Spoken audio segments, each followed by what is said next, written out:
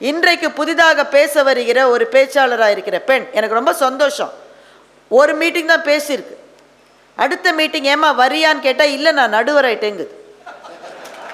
ஒரே ஒரு மீட்டிங் தான் பேசியிருக்கு. ஏப்பா அன்றைக்கி பேசுன நீ தானேப்பா அன்றைக்கி திருச்சியில் பேசினேன், நல்லா பேசினேன், ஒரு கூட்டத்துக்கு வரைய இல்லைங்க இப்போல்லாம் நான் நடுவராக தான் இருக்கேன். அவர்களினுடைய காலத்தில் இது கேட்கணும்னு அவங்களுக்கு தெரியாது. அவங்க எது தெரியுமா கேட்கணும்னு நினைப்பாங்க, நான் தமிழ் கடல் முன்னாடி உட்காந்து பேச, அவர் முன்னாடி உட்காந்து கேட்க நான் பேசுகிறேன்னு, காரைக்குடி ஐயா சாகணேசன் உட்கார்ந்து கேட்க நான் பேசுகிறேன்னு, பாப்பையா சார் அங்கே இருக்கிற மேடையில் நான் பேசுகிறேன்னு. இந்த ஒரு பேற்றுக்காக என்ன சார் தொகை கொடுத்துருக்க போகிறாங்க? ஓப்பனாக தான் பேசலாமே நம்ம.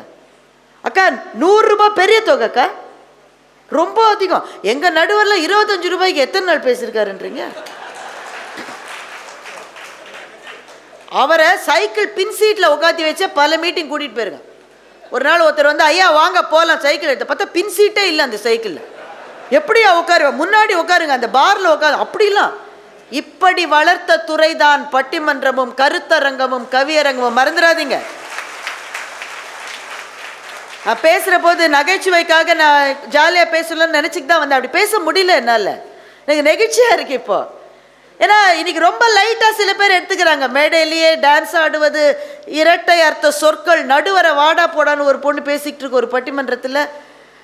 அப்போல்லாம் ஏன் எங்களுக்கு பயமாக இருக்க? உடனே எங்களை பூமர்ஸ்ம்பாங்க. Yes we are boomers because we have super boomers who have guided us and who have given us the principles.